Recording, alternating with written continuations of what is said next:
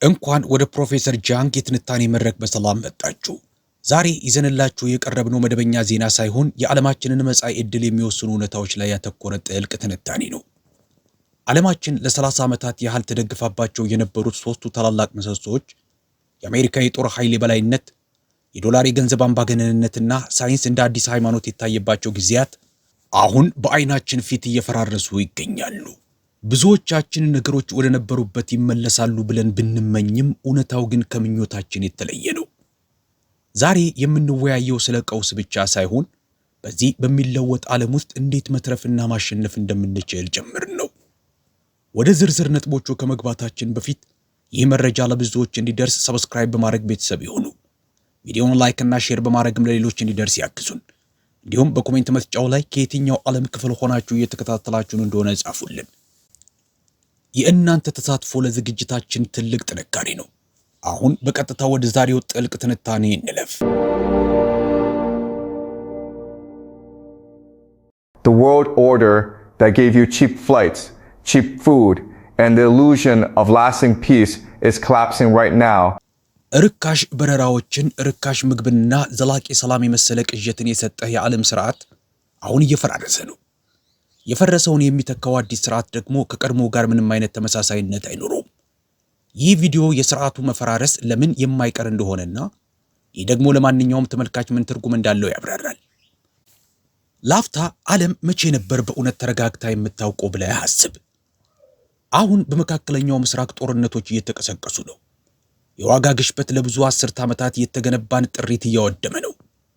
አስተዋይና ታታሪ የሆኑ ወጣቶች ደግሞ ተስፋ በመቁረጥ ምንም አለመስራትና በዝምታ ስራን ማቆም ላይ ናቸው። ለወደፊት ተስፋ ሲሉ ብቻ ያላቸውን ሁሉ ክሪፕቶ ላይ እየመደቡ ይገኛሉ። እዚህ ጋር ብዙ ሰዎች የሚዘነጉት ዋና ነጥብ አለ። ይህ ሁሉ በአጋጣሚ የመጣ ወይም የመጥፎ ዕድል ውጤት አይደለም። እያያችሁ ያላችሁት አንድ የዓለም ስርዓት በአይናችሁ ስር ሲሞት ነው። መላው የአኗኗር ዘይቤያችሁ የተገነባበት ስርዓት አሁን በየመጋጠሚያው እየተፈታ ነው። ወደፊት ወዴት እየሄድን እንደሆነ ለመረዳት መጀመሪያ ምን እየተውን እንደሆነ ማወቅ ያስፈልጋል።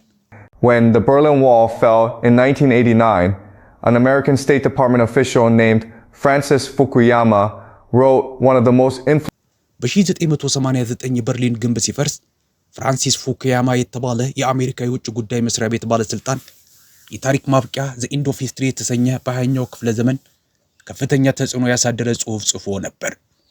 መከራከሪያውም የሰው ልጅ ሁሉንም ዋና ዋና ስርዓቶች ንጉሳዊ አገዛዝን፣ ፋሺዝምን፣ ኮሚኒዝምን ሞክሮ ሁሉም ወድቀዋል። የተረፈው ግን ሊበራል ዲሞክራሲ ነው። የሚፈልጉትን የመግዛት፣ ለፈለጉት ድምፅ የመስጠትና ያመኑበትን የመከተል ነፃነት። ፉኩያማ ይህንን ለሺህ ዓመታት የተደረጉ የፖለቲካ ሙከራዎች የመጨረሻ መልስና የሰው ልጅ ስልጣኔ ጣራ ነው ብሎታል። በወቅቱ ብዙ ቁም ነገር ያላቸው ሰዎች በእሱ ተስማምተው ነበር። ከዚያ ቅጽበት በኋላ የታሪክ ምሁራን ዩኒፖላር ሞመንት፣ አንድ ሀያል መንግስት ብቻ የነገሰበት ወቅት የሚሉት ዘመን መጣ። አሜሪካ መሪነቱን የያዘችበት ብቸኛ ዓለም አቀፍ ስርዓት። ይህ ስርዓት በሶስት ምሰሶዎች ላይ የቆመ ሲሆን አሁን ግን ሶስቱም በአንድ ጊዜ እየተሰነጠቁ ነው። በዙሪያ ያለው ነገር ሁሉ እንዲህ ያልተረጋጋ እንዲመስል ያደረገውም ይኸው ነው። የመጀመሪያው ምሰሶ ፓክስ አሜሪካና ነበረ።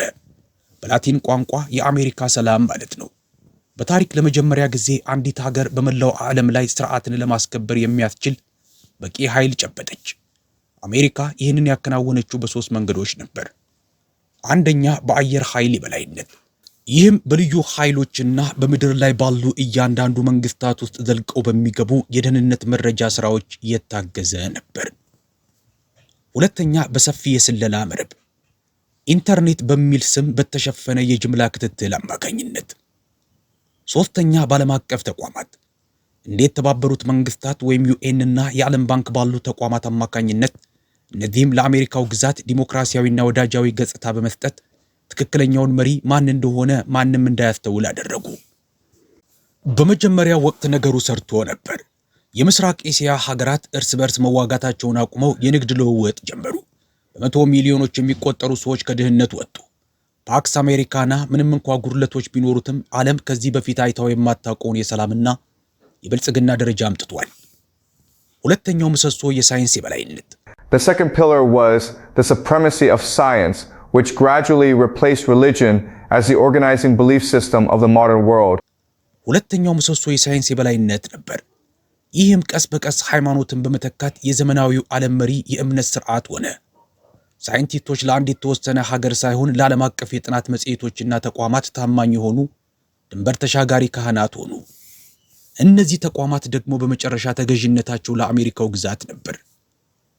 በኮቪድ ወቅት ስለ ክትባት ልማት የጊዜ ሰሌዳና የአሰራር ዘዴ ጥያቄ ያነሳ ማንኛውም ሰው ምክንያታዊ ጥያቄ እንደጠየቀ ተመራማሪ ሳይሆን እንደ አደገኛ መናፍቅና ህዝባዊ ውርደት እንደሚገባው ተደርጎ ይታይ ነበር። ይህ ሳይንስ አይደለም። ይህ የላቦራቶሪ ካፖርት የለበሰ ሃይማኖት ነው። That is religion wearing a lab coat. The third pillar was the US dollar, and the magic of it still deserves a moment of genuine appreciation.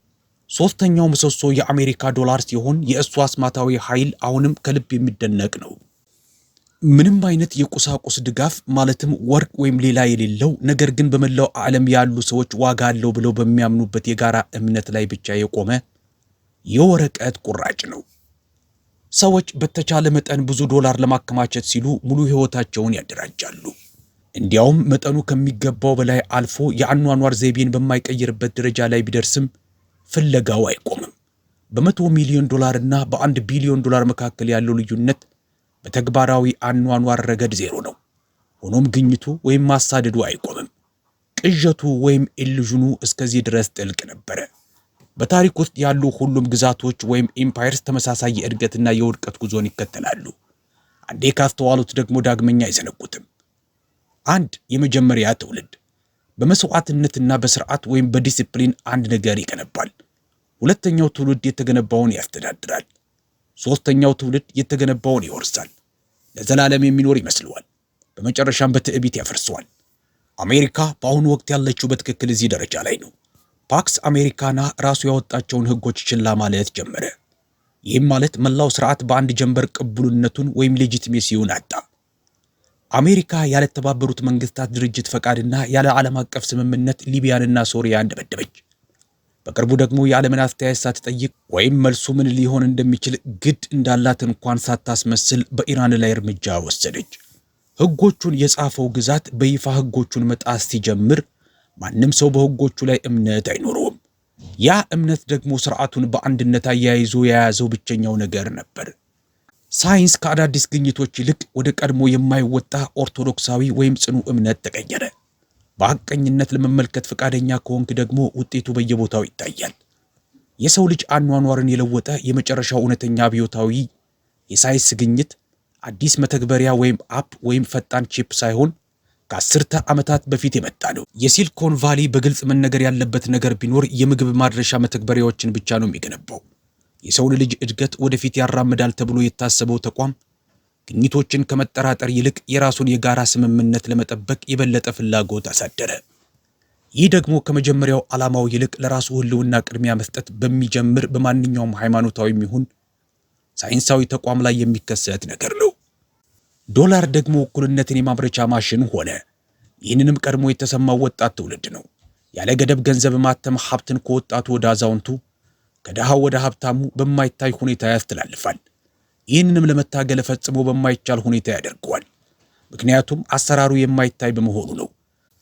A young person today who works harder than their parents did will still never own the home their parents owned, and deep down ዛሬ ከወላጆቹ በላይ ጠንክሮ የሚሰራ ወጣት ወላጆቹ የነበራቸውን አይነት ቤት ፈጽሞ ሊኖረው አይችልም። በውስጣቸውም ለምን እንደሆነ ያውቃሉ። ስለዚህ ጨዋታውን ያቆማሉ። ስራቸውን በዝምታ ይተዋሉ። በቢትኮይን ይቆምራሉ። በስፖርት ውድድር ላይ ይሳተፋሉ። ይህን የሚያደርጉት ሰነፍ ስለሆኑ ሳይሆን ለተጭበረበረ ጨዋታ ምክንያታዊ ምላሽ ወይ ከጠረጴዛው መነሳት ወይም በተአምር ላይ መወራረድ በመሆኑ ነው። ሶስቱ ምሰሶች በአንድ ጊዜ ሲፈራርሱ ከስራቸው ያለው ዓለም ቀስ ብሎ አይቀመጥም፣ ይልቁንም ይሰበራል። ከኃይል እንጀምር። everything around you right now traces back to petroleum, your phone, your clothing, the medicine in your cabinet. በአሁኑ ጊዜ በአካባቢ ያለው ነገር ሁሉ መነሻው ነዳጅ ነው። ስልክህ፣ ልብስህ፣ በቁም ሳጥን ውስጥ ያለው መድኃኒት፣ በጠረጴዛ ላይ ያለው ምግብ ወይም በነዳጅ ተዋጽኦ ማዳበሪያ የበቀለ እና የዓለምን ኢኮኖሚ በአንድነት አያይዘው የያዙት በረራዎች የ8 ቢሊዮን ህዝብ ስልጣኔ የቆመው ከመካከለኛው ምስራቅ በአስተማማኝ ሁኔታ በሚፈስ ርካሽ ነዳጅ በሚባል አንድ መሰረት ላይ ነው። ያ ፍሰት በተቋረጠ ቅጽበት በእሱ ላይ ጥገኛ የሆነ እያንዳንዱ ስርዓት በአንድ ጊዜ ይከሽፋል። ምግብ በቀጥታ ከኃይል የሚከተል ነው። እዚህ ላይ ያለው ስሌት ደግሞ የሚያስደነግጥ ነው። በአሁኑ ጊዜ 8 ቢሊዮን ህዝብ የሚመገበው በሰሜናዊ ንፍቀ ክበብ የሚመረተው ማዳበሪያ ያለሱ በቂ ምግብ ማምረት ወደማይችሉት ወደ አፍሪካ፣ ደቡብ እስያና መካከለኛው እስያ የእርሻ ክልሎች ስለሚላክ ብቻ ነው። ያንን የንግድ ትስስር በጦርነት በዝግጅት ወይም በመሰረተ ልማት ውድመት ቁረጠው። እነዚህ ሁሉ አሁን እየተከናወኑ ናቸው። ከዚያ የሚከተለው ረሃብ ዘመናዊው ዓለም አይቶት የማያውቀው አይነት ይሆናል። የውሃ እጥረት ደግሞ ከምግብ እጥረት የባሰ ነው። እጅግ የከፋ የውሃ እጥረት ያለባቸው ሀገራት አስቀድሞ በምግብ እጥረትና በፖለቲካዊ ውድቀት ውስጥ ያሉ ሀገራት ናቸው። ይህ የታሪካዊ ክስተቶች ትስስር አንድን የታወቀ ውጤት ያስከትላል። እሱም የጅምላ ስደት ወይም ማስ ማይግሬሽን ነው። በመቶ ሚሊዮኖች የሚቆጠሩ ሰዎች ከፈራረሱ ቀጠናዎች ወደ ተረጋጉ አካባቢዎች የሚያደርጉት ጉዞ። የሰው ኃይል ከሚፈልጉ ነገር ግን አዲስ መጤዎችን በባህላዊ ግጭት ሳይከፋፈሉ የመቀበል አቅም ከሌላቸውና በኢኮኖሚ ደካማ ከሆኑ የሰሜን ሀገራት ጋር ያጋጫቸዋል። ይህ ግጭት ትንቢት ሳይሆን አሁን ባለው መረጃ ወይም ዳታ ላይ የሚታይ እውነታ ነው። ስለ ኢንተርኔት ደግሞ በተለየ ሁኔታ መጥቀስ ያስፈልጋል። Internet deserves its own mention here because most people have no idea how physically fragile it actually is. The internet exists as undersea. ምክንያቱም አብዛኛው ሰው ኢንተርኔት በአካል ምን ያህል ተሰባሪ እንደሆነ ግንዛቤ የለውም። ኢንተርኔት የሚኖረው በውቅያኖስ ወለል ላይ በተዘረጉ የባህር ውስጥ ገመዶች ወይም አንደርሲ ኬብልስ አማካኝነት ሲሆን ከእነዚህ ገመዶች መካከል ጥቂቶቹ ደግሞ በአሁኑ ወቅት በዓለም ላይ እጅግ ግጭት ባለባቸው ቀጠናዎች ውስጥ ያልፋሉ። ሆን ተብሎ የሚደረግ አንድ የገመድ መቆረጥ ብቻ ከ20% እስከ 30% የሚሆነውን የዓለም ሕዝብ የኢንተርኔት አገልግሎትን ሊያሳጣው ይችላል። ይህ ደግሞ የኔትፍሊክስ መቋረጥ ብቻ አይደለም፣ ይልቁንም የባንክ፣ የፋይናንስ፣ የንግድና የአቅርቦት ሰንሰለት በአንድ ጊዜ መፈራረስ ማለት ነው። ምክንያቱም ሁሉም ነገር በእነዚህ ገመዶች ደህንነት ላይ በሚመሰረተው የደመና መሰረተ ልማት ክላውድ ኢንፍራስትራክቸር ላይ የተገነባ በመሆኑ ነው። ይህንን ሁሉ የምነግርህ ለማስፈራራት አይደለም። ይህንን በግልጽ መረዳት የሚያስፈልገው ነገሮች ወደ ነበሩበት ይመለሳሉ ብለው ከሚጠባበቁትና ራሳቸውን ከሚያላምዱት ሰዎች መካከል የሚለየው ግንዛቤ ብቻ በመሆኑ ነው። አሁን ትልቁ ለውጥ ከቅልጥፍና ወደ ጥንካሬ from efficiency to resilience የሚደረግ ሽግግር ነው። የዓለማችን የአንድ ዋልታ ስርዓት ወይም ዩኒፖላር ወርልድ ትኩረቱ በአንድ ነገር ላይ ብቻ ነበር። ሁሉንም ነገር በተቻለ መጠን በርካሽና በፍጥነት በማከናወን ከተረጋጋው የዓለም ስርዓት ከፍተኛ ትርፍ ማውጣት። ጥንካሬ ወይም ሬዚሊየንስ ግን ፍጹም የተለየ ጥያቄ ያነሳል። ሁሉንም ነገር በአንድ ጊዜ ቢፈራርስ አሁንም መትረፍ ትችላለህ? ሀገርህ ያለ ገቢ ምርት ወይም ኢምፖርት ራሷን መመገብ ትችላለች? ማህበረሰብህ ያለ ውጭ እርዳታ ራሱን መከላከል ይችላል? አንተስ በግልህ በዓለም አቀፍ የአቅርቦት ሰንሰለት ላይ ያልተመሰረተ ዋጋ ያለው ነገር ማቅረብ ትችላለህ? ከቁሳዊነት ወደ ትርጉም መሸጋገር ፍልስፍናዊ ሊመስል ይችላል። ነገር ግን ለመንግስታት ይህ ተግባራዊ የህልውና ጥያቄ ነው። ቁሳዊ ብልጽግናን ማቅረብ የማይችል ማንኛውም መንግስት፣ አብዛኞቹ መንግስታት ደግሞ ዜጎቻቸው ከሚያስቡት በላይ በፈጠነ ሁኔታ ወደዚህ እየሄዱ ነው። ህዝቡ ከፍጆታ ወይም ኮንሳምፕሽን ውጭ በሌላ ነገር ላይ ዓላማ እንዲያገኝ ይፈልጋል። በታሪክ ውስጥ ያ ነገር ሁልጊዜም ሃይማኖት፣ ማህበረሰብ ወይም ብሔራዊ ማንነት ነው። ይህንን ሽግግር በስኬት የሚያደርጉ ማህበረሰቦች የበለጠ የተሳሰሩና መስዋዕትነት አስፈላጊ በሚሆንበት ጊዜም ለጋራ መስዋዕትነት ዝግጁ ይሆናሉ። ከሁሉም አስቸጋሪው ሽግግር ግን ከአሮጌው ወደ ወጣቱ ትውልድ የሚደረገው ነው።